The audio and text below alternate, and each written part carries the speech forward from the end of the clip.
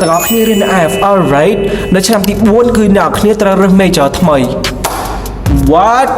ក្រោយខ្ញុំរៀនជំនាញមុខវិជ្ជាអង់គ្លេសនៅ IFL ហើយមកខ្ញុំត្រូវការរើសមុខជំនាញថ្មីធ្វើអីចេញមកដល់គ្រូបរៀនដែរហើយគេរៀនតែ writing speaking listening reading អានឹងគឺជា mindset ដែលអ្នកគ្នាមាននៅក្នុងការគិតរបស់យើងឥឡូវហ្នឹងការបាត់ទៅគឺវាមិនមែនតែអ្នកទាំងអស់គ្នាចំពោះការរៀននៅ IFL គឺវា more than that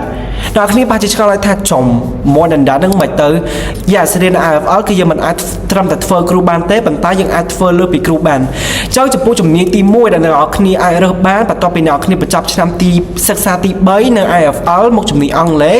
គឺមុខជំនាញទី1ដែលអ្នកគ្នាអាចរើសបានហ្នឹងគឺ education តកតងទៅនឹងការអប់រំជាដើមចុះចំពោះការអប់រំហ្នឹងឲ្យអ្នកគ្នារៀនហ្នឹងគឺតកតងទៅនឹងការ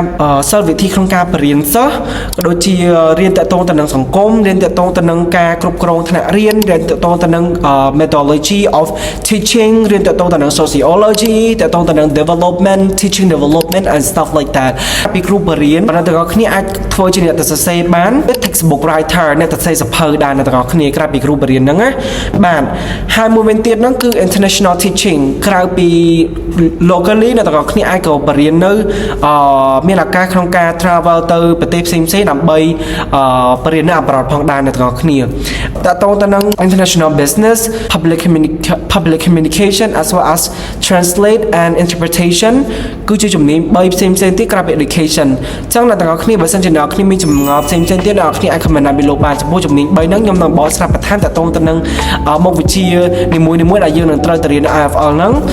នៅមួយវីដេអូក្រោយទៀត so bye